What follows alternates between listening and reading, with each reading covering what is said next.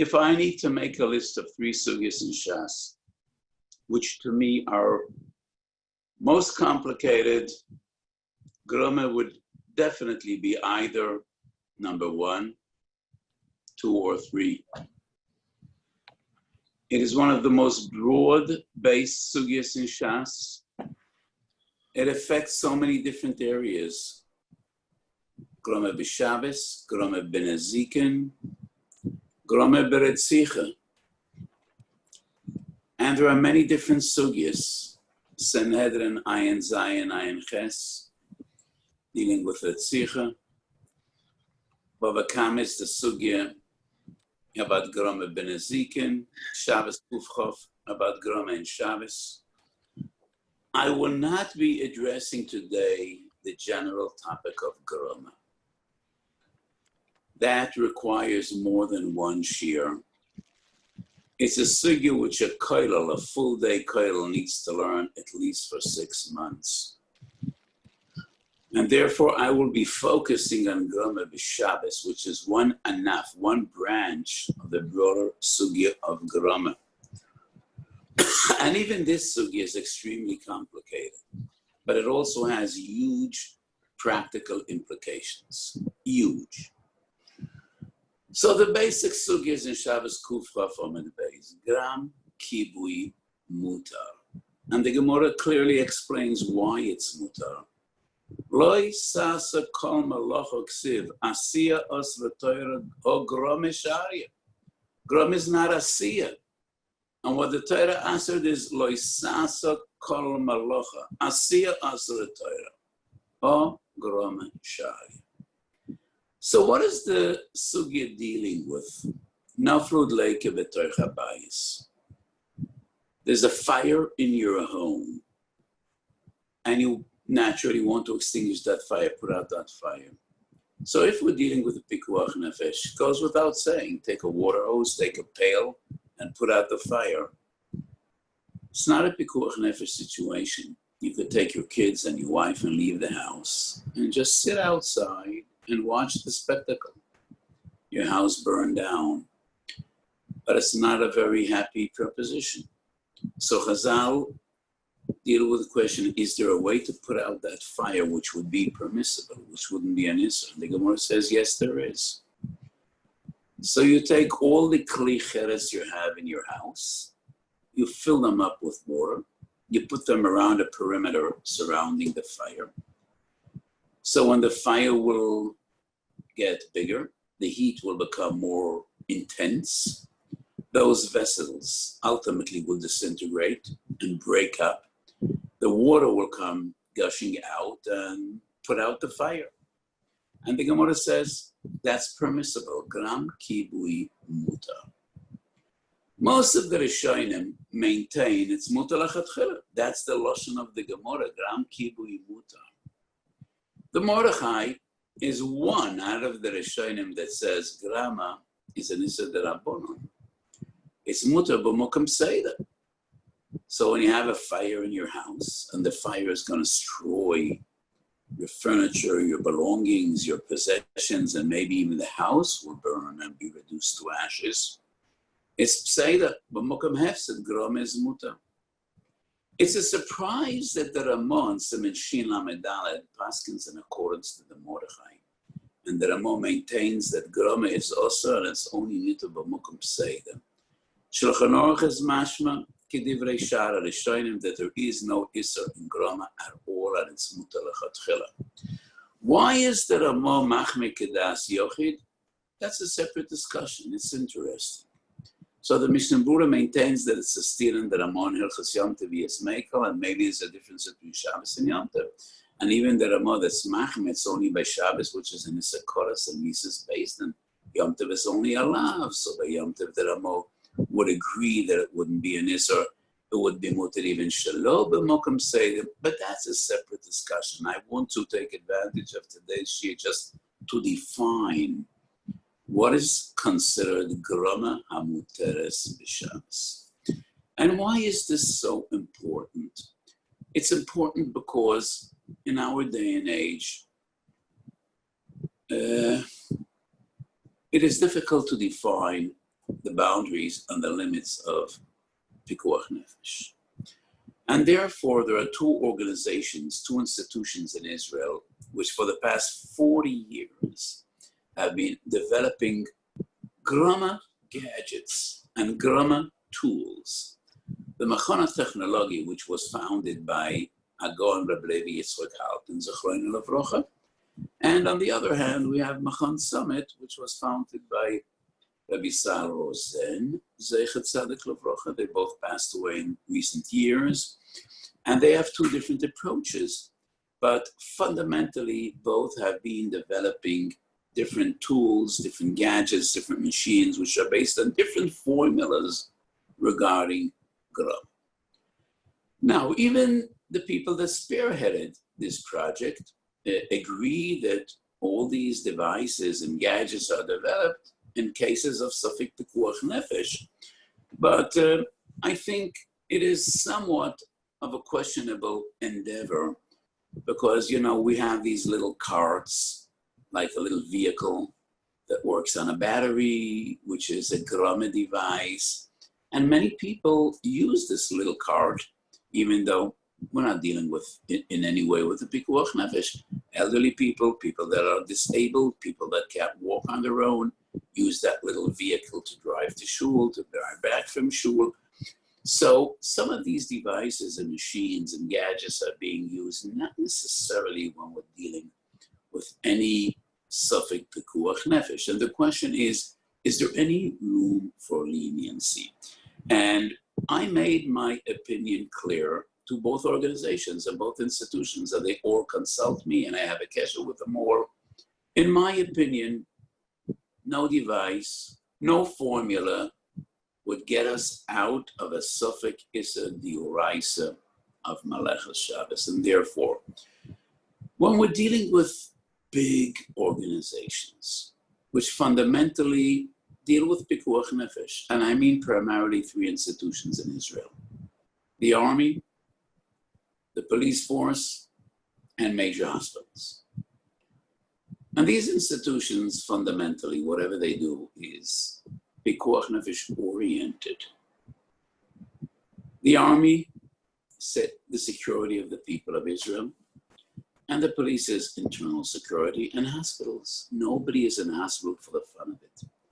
And the majority of patients in a hospital on Shabbos are, in a way, at least a Safek Pikuach Nefesh. And therefore, we have beds in Shari Tzedek, and to change the position of the bed, we have, or to call a nurse. So we have some grama devices in the hospital, which I recommend, because we're dealing with Safek Pikuach Nefesh, and it's impossible to determine exactly the limit.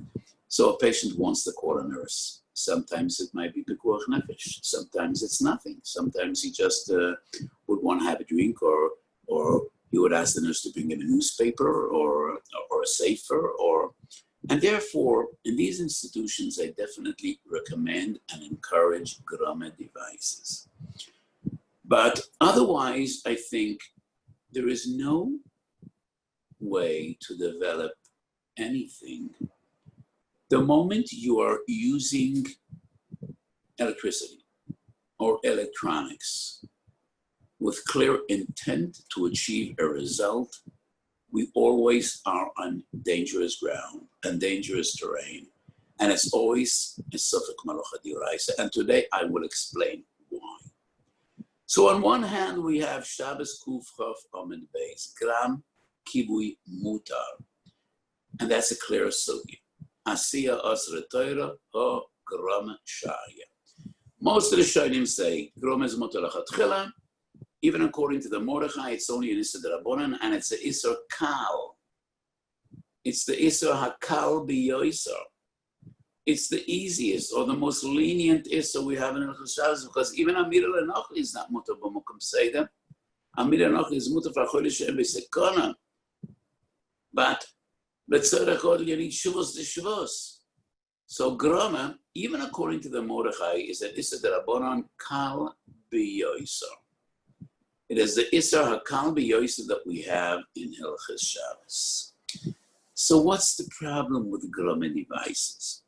The problem is there's another sugya in Shas which seems to contradict the sugya in Shabbos Kuf Chof, and that is a Bava Kama Samach Obadala.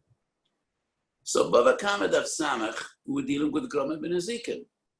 And that is one of the three major sugyas in Shas, dealing with the Groma concept. So the Gemara says, Groma ben Ezikin Potu.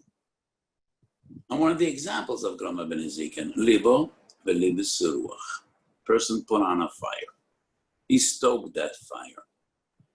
But if not for the wind, the fire would not spread. And the wind caused the fire to spread, and he destroyed a house or a field of his neighbor. Poter mitashlimin. He does not bear liability. And why? Groma ben Ezikin. So the Gemara asks the question, Ma'ishnu mezorech v'ruach mesayeh soishul chayev. One of the Lametes Malachas is Zoira. I think Zoira in English is winnowing. And it is a way to separate the psoilis from the oichel in the very early stage.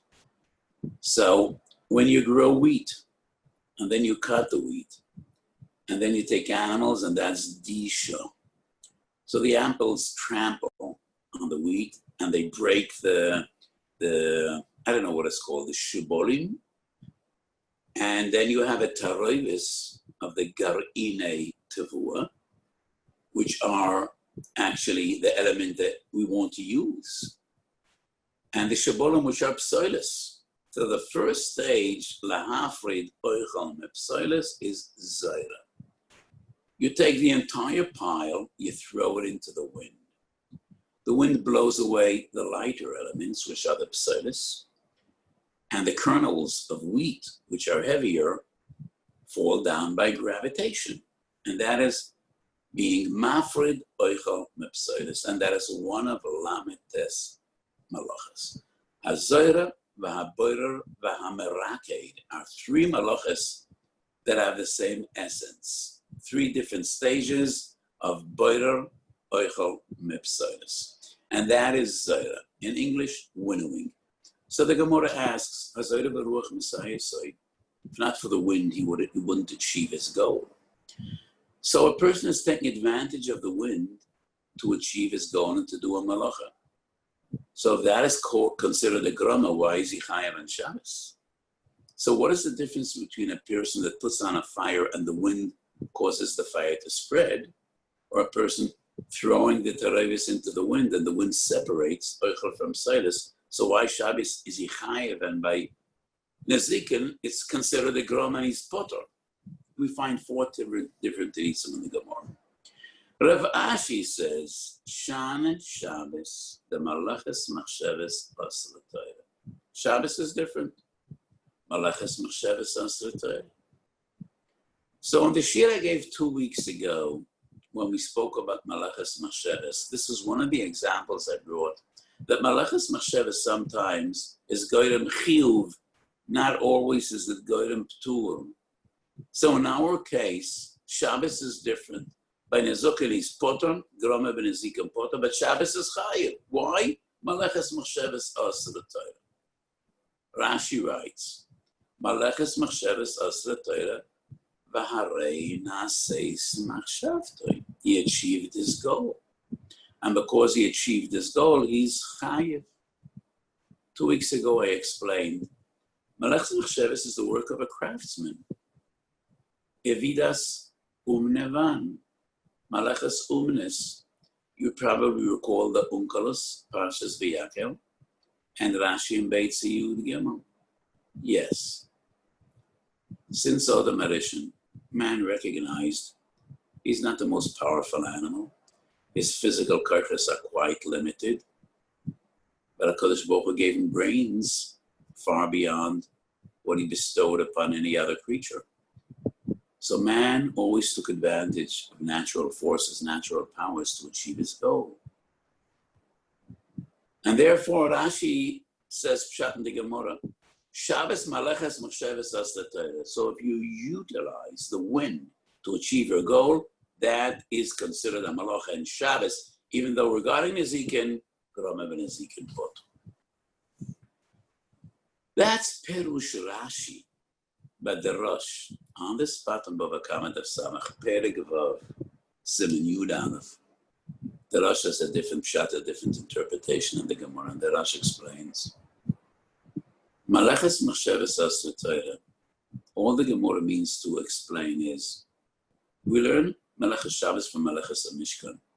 So whatever was necessary in a Komas Mishkan is defined as a Malacha. Lametes Malachas Shabbos. And in the Mishkan, they winnowed. Otherwise, they wouldn't have the summer money. They couldn't have the Menachas. Well, it might be a grama, but it's an exception. It's an exception because there's no way to achieve your goal without taking advantage of the wind. So according to Rosh, this sugya ein bo chidush. According to Rashi, the Gemara is machadish and Bava Kama Daf Samach. Even a grama, if it's performed with intention and you achieve your goal, even a grama is chayiv. According to the Rosh, no. According to the Rosh, Zohar is an exception. There are some other malachas which are an exception as well. But Moshel Mavashel, well, there's no way for a person to be Mavashel biyadayim. The only way to cook or to bake is by taking advantage of heat. Heat produced by fire. So all the oifa could do, all the Mavashel could do, is put that dish on top of the fire, and the fire will do all the rest. So why is he chayiv? That is the nature of mevashel. Might be a grama, but that is the malacha. So grama is portrayed by all the other malachas, but this is the nature of bishul. This is the nature of Zohar. So according to the Rosh, this Gemara is not macharish adin in grama. All the Gemara means to say Maleches Machshavas Asr Torah. Maleches Machshavas is Mishkan. Whatever was essential in a Komas Mishkan is defined as a malacha. So Mavashel is a malacha. Zohar is a malacha. Even though these malachas essentially by their very nature are grama. But Rashi seems to have a different shot, and Rashi says, Maleches Machshavas Asr Torah v'harei naseis machshavta. I think the Magen Avraham and the Eved Eliezer have the same machlokes, and it's totally baffling to me. Three Gedolei Yolam have a machlokes: Magen Avraham, Eved Eliezer, Chassam Sofer, and obviously they weren't aware that their machlokes is a machlokes Rashi and Rosh. B'med v'amamurim. Magen Avraham, Reish Nun Beis Sif Kotten Daled writes, when you are toichen chita in a rachayim shalamayim. Well, I speak a somewhat decent English, but dealing with terms, sometimes I don't find the right words. What's a rachayim? I think it's a mill. So a mill that's built on running water. I said a few minutes ago that man always took advantage of natural forces. And one of the most awesome and powerful natural forces is running water. Even today, big power plants are built on dams, utilizing the awesome power of falling water, of running water, rivers, waterfalls, dams. So since the early days, people built mills on rivers. So the Magen Avraham says, if the water is turning the stones, the grinding stones, so a person that feeds wheat into the mill is not over on a malacha d'oraisa because it's a grama. He is not grinding with his hands. It's not koichai, it's the koich of the running water. And therefore, it would be no isa d'oraisa. Magen Avraham Reish Nun Beis comes along the Even Oiz and Shin Chof Ches, and he disagrees with the Magen Avraham. And he quotes the Gemara in Bava Kama Daf Samach. The Gemara says, Zoyre Baruch Messiah, so is Chayiv. Even though by Nezikin it's defined as a grama. And why is that? Shabbos is different. Malachas Machshavas is a Torah. If you take advantage of a natural force to achieve your goals, it's a malacha on Shabbos. So the Even Oizer argues, why would water be different than the wind? This is nature, that's nature. The blowing wind, the running water, that's part of a Kodesh Baruch Hu's world. So there should be no difference between a person utilizing wind to achieve his goal by Malachas Zoyre or utilizing running water to achieve his goal by Malachas Toichem. And therefore the Even Oizer argues it's a Malacha Diurais. Comes along the Sam Sofer. Hagoas Sam Sofer going back to Reish Nun Beis. And he quotes the Even Oizer. And he says the Even Oizer made a mistake. No raya from Bava Kama Daf Samach. All the Gemara means to say in Bava Kama Daf Samach is Zoyre is an exception. That is the way Zoyre is performed. There's no other way to do Melecha Zoyre. Masha Enkein Teichen, you could use a Chayim Shal Yad, you could be Teichen with a little hand grinder. And therefore, regarding Teichen, there's no room to be Mechayev a Grama. So how puzzling this is. The Even Oizer is right according to Rashi. The Magen Avraham is right according to the Rosh. The Chassam Sofer is right according to the Rosh. And the Chassam Sofer is Miyashav Divrei Magen Avraham. So I'm puzzled, neither the Magen Avraham nor the Even Oizer nor the Chassam Sofer don't bring that this is actually a machlokes between Rashi and the Rosh on the spot in Bava Kama Daf Samach. And maybe this is also machlokes between Ran and Rashba. Which Ran and Rashba? Shabbos Kufei regarding Meleches Kaisef. So the Gemara says, Notal Gagoy Shulches va'asoi Shnei Zainin. So in Ksav Shuri of a Sefer Torah, a ches is a double Zayin with a crown on top. Pulling together the two Zayins. So the Zayins with a crown, that's a ches. So a person, not lagaga shel ches, he erased the top. He's chayav mishum kosev shnei oisiyos. Because now we have two oisiyos. So chayav. Ran quotes the Rashba. The Rashba is somewhat puzzled. Would that not be considered a goyrem like chok toichos? The Rashba says no. That's like ksiva biyadayim. The Ran comments, well, maybe it is somewhat of a grama, because after all, he did not write those two letters. He just caused one letter to become two. A ches became two zayins. So the Ran writes, so why is he chayiv? Maleches machsheves asur Torah. Obviously alluding to the Gemara on Bava Kama Daf Samach. So Shabbos would be different. Maybe in a get, that would not be proper ksiva. But regarding Shabbos, Maleches Machsheves Asur Torah.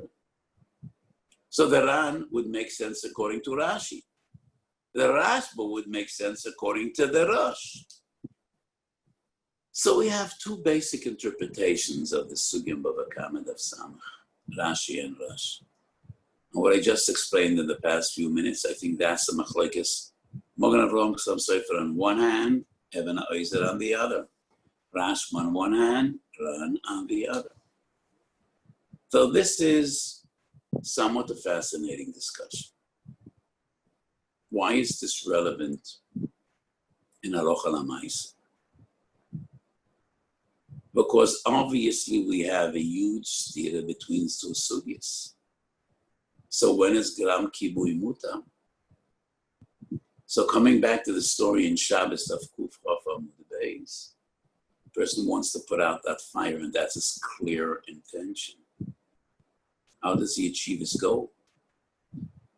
Filling up vessels with water, putting them in a ring around the fire, hoping ultimately that the heat will become intense, the temperature will rise, the vessels will break up, and ultimately he'll achieve his goal and the fire will be extinguished. Why don't we say Malachas Machshavas Asvatay? Yes, it's a grama, but so is Zoira a grama.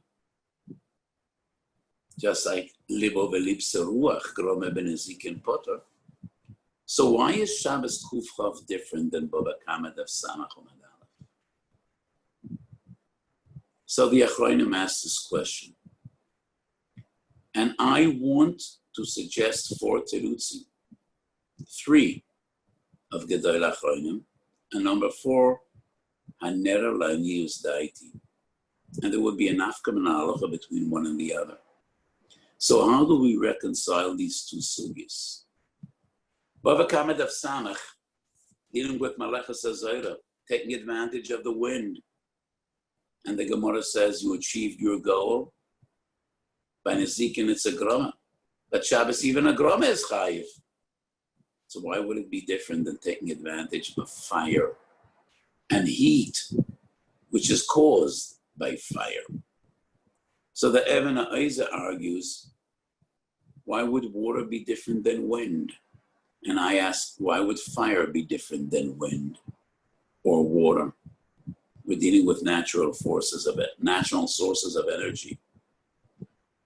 Shilte Gebayim, and I go according to chronological order. Shilte Gebayim lived 500 years ago. Shilte Gebayim is Shabbos Kuf Chav says, regarding Gram Kibui, his goal is not to put out the fire, but just to prevent the spread of fire. And therefore, that's the heter of Grama. Malachas Kibui is putting out the fire, and that is not his primary goal. So for many years, the Shilte Gebayim seemed to be a tema be'einai. Of course, he wants to put out the fire. The only way to prevent the spread of fire is by putting it out. Because when fire fights water, either the water has the upper hand or the fire. And sometimes the fire does. When huge fires are raging, not always could we put them out by water, and we know that. In days of your entire cities burned down. I think 150 years ago, there was a terrible fire in Chicago, and the entire city was reduced to ashes. And it happened many times in days of yore.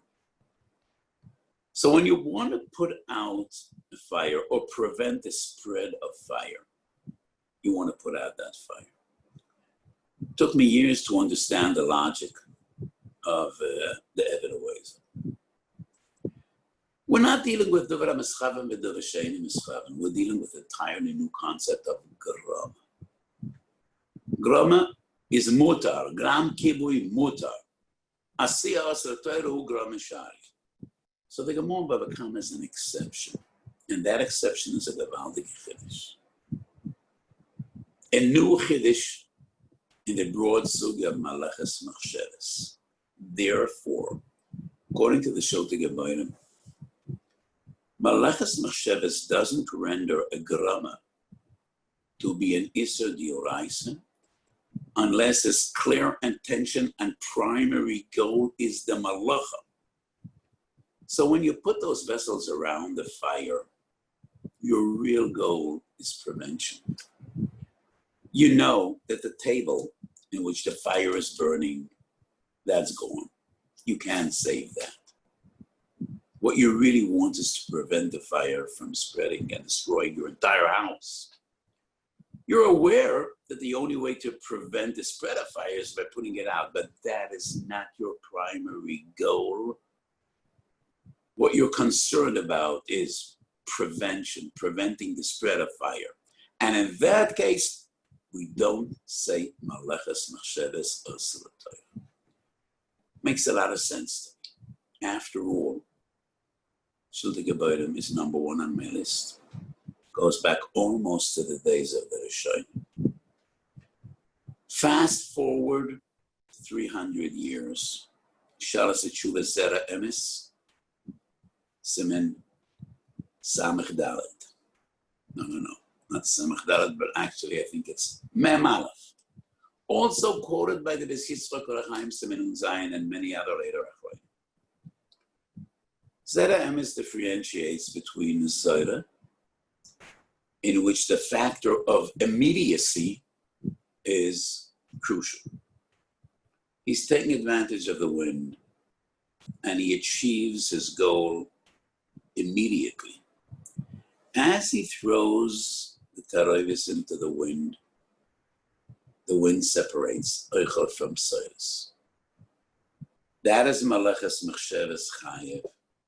But the time lapse between filling up those kelim with water and putting them around the fire, and it takes time. The fire will become bigger, the heat will become more intense. It takes time for the vessels to be affected and broken up. And therefore, that is the grama that's mutar. We do not say Maleches Machsheves Asra Torah only when the result is and the person is actually involved and engaged in the stage in which the malacha is brought to be. And that is the chiddush of the Zera Emes. That is his approach to be miyashav what seems to be a stira between these two fundamental sigas.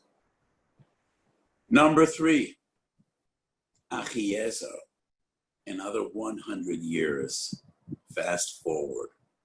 Chele Gimel Siman Samach. The Achiezer suggests number 3, and he says, it is only defined as Maleches Machsheves if you're doing a malacha in its most proper and efficient fashion. So Zaira is taking advantage of the wind. It's the only way to do Zaira. He's not doing it in a strange fashion because he wants to prevent Chilul Shabbos. He's doing it Shabbos the same day he would do it all week. He's doing it Shabbos the only way there is to achieve the goal. Today we have machines doing this stuff. But going back to the Mishkan, 2,500 years, 2,000 years was the only way. So when you do a malacha in a proper fashion, which requires taking advantage of a natural force, that is Maleches Machsheves. And that is an Issa D'Oraisa. But we want to put out a fire. The craziest way to do it is to fill up kelim with water and put them around the fire. In the middle of the week, a normal person, a non-Jew, would take a hose and put out the fire in 3 minutes. So you're working like a mule, filling up 100 kelim with water. You're going to have tons of water. What the fire will spare, the water will destroy, and you're going to break up all the kelim you have at home. That cannot be defined as Maleches Machsheves. It's just a crazy way to put out a fire. So Maleches Machsheves is also taking advantage of a national force in an efficient and normal and proper way. And that is Maleches Azayra. That is not the case of Gram Kippur. I think the approach of the Achiezer makes a lot of sense. It's very misyashav ala leiv. So, like a midget standing on a giant's back, that's an expression which the world quotes from Isaac Newton. Newton was asked, how do you dare to dispute Archimedes, the Greek? He was a genius. Isaac Newton said, Archimedes was a giant, and I'm a midget, but I had the privilege of standing on a giant's shoulders. We find this moshel 500 years earlier than Isaac Newton in Shalosh Tshuvos, Piskei Harid, Rabbeinu Yeshayahu Rishon, Tosfos Rid.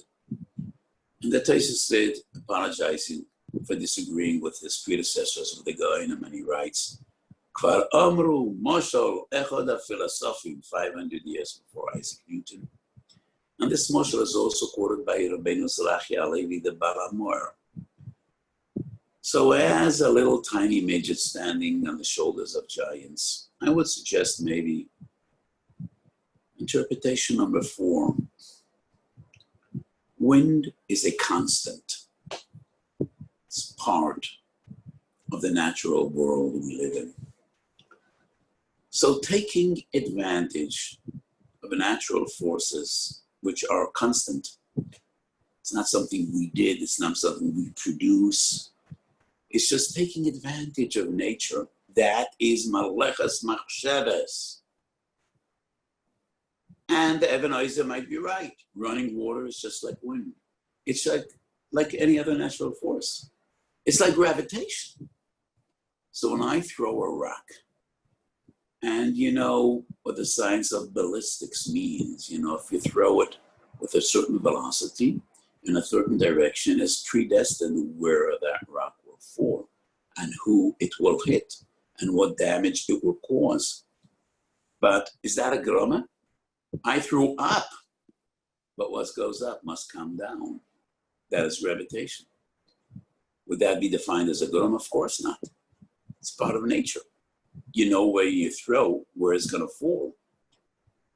So taking advantage of wind or water is like taking advantage of gravitation. It's a constant. It's part of the world. That is malachas machshavas. But when you put on a fire, this fire is not a constant. You put on the fire and you take kalim, you fill them up with water and you position them in a way around the fire. And it'll take time till the fire spreads and the kalim will break and the water will flow out in this direction. That is not only taking advantage of a natural force, which is a constant. This is totally artificial, totally man-made. And because there are various stages till you achieve your goal, that is a grama, and that's not malachas machshavas. So we have 4 different interpretations. So all of these grama devices are all based on the zera emes. And they have an artificial time lapse, which we achieve with technology. So between pressing the button and having the engine go on, usually it's a second or 2 seconds. So we have a computer keyboard. Is it called a keyboard, or only a piano or an organ has a keyboard? I don't know. You know, I have a problem with terminology. So when you have a computer or keyboard, so Summit has a Shabbos computer. So there's a time lapse between pressing the letter or the number and having it appear on the screen, half a second. Because they did tests. If it'll take 2 seconds or 3 seconds, nobody will use a computer. When you use a computer and you want to see on the screen what you're punching in, 2 seconds is eternity. Nobody will use it. I want to tell you a story. I visited Shaare Zedek Hospital. So we have isolation rooms in the cancer ward. People that have a compromised immune system need to be isolated. So there's a double door in those rooms. You need to press a button and the first room opens up.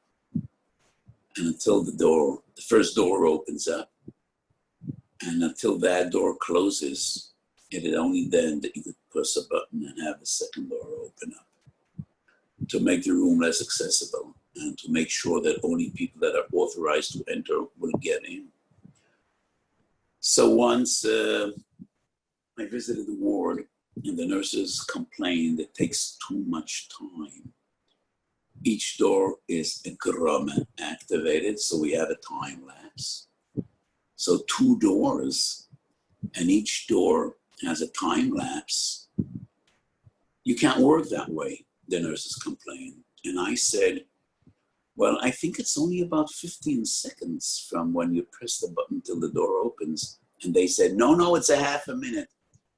And I said, let's walk over there and check out.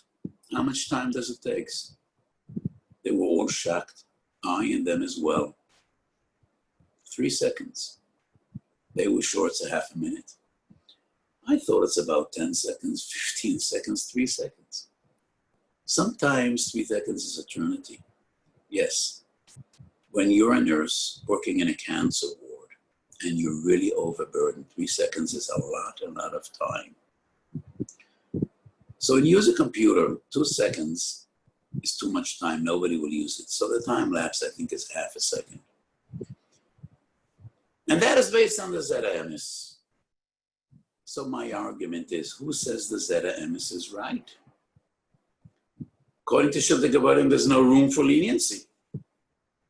When your intention is to perform the malacha, that's malachas Moshe. It has nothing to do with the time lapse. According to the Achiezer, there's no room for leniency. Because when you use modern technology, that's definitely malachas Moshe. It's not some primitive way of putting out a fire and losing so much money and destroying half of your house until you get there. So how could we be matir based on 1 out of 4 interpretations terutzim? And I don't even think the Zeta Emes is the most reasonable teretz on the stira. I argue even more than that. The Zeta Emes has nothing to do with the time lapse achieved with modern technology. Even the Zeta Emes, all he means to say, this is a process that might come into fruition and it might not. So maybe those vessels won't break up. Maybe the water will flow in the wrong direction. Maybe the water wouldn't be enough to put out the fire. That's a grama. This is a process that takes time. But when you just achieve a time lapse by modern electronics, nothing to do with the Zeta Emes. And therefore, I disagree with all these grama products and all these grama devices. I do recommend using them when there's no other option, when we're dealing with a safek pikuach nefesh, when we are fully aware that the job must get done. The question is how? So why not take advantage of every possibility? Maybe there's some degree of leniency, and therefore I would recommend it, but only when there is a chashash of safek pikuach nefesh. One last comment, which is an extremely powerful comment in my opinion. And this goes back to one of the fundamentals in my derech halimud. And this is that I teach my talmidim very often. This is an obvious stira between 2 sugyas. Shabbos kufra from beis gram kibui mutar, bavakama samach umed alef Rav Ashi malachas Moshe v'sas v'toyla. How come none of the Rishonim asked this question? As I quoted, the first one to ask this question is the Shiltei Gebarim, Zeta Emes, Achiezer, Minchas Osher. Where were all the Rishonim? 300 Balei HaTosfos. The Ramban and his great Talmidim, the Talmidav, the Ramban and the Rashba, the Ritva and the Ran. All the other Rishonim, besides the commentators on Shas, the Baratrumis, the Or Zerua, all the great Rishonim, they didn't ignore, they didn't forget the Sugi and Shas. Balei HaTosfos, I'm quoting the Roshon of the Marshal, she also was Kol HaShas Kikadur v'Gilgeluhu Mamokim Lamokim. The Balei HaTosfos asked 1,000 steers, and there were machadish 10,000 halachas to be miyash of those steers. Nobody noticed the stira between 2 sugyas mefuroshes. How come nobody asked this question? And many times I tell my talmidim, if we have a kasha, and none of the Rishonim asked this kasha, obviously it's not a kasha. If it would be a kasha, they would ask. If it would be a kasha, they would answer. They would answer just like the Achronim did. How come they didn't ask? And if the Rishonim didn't ask this question, must be that they didn't consider it a question at all. So they didn't occur to them that it's a shaila at all.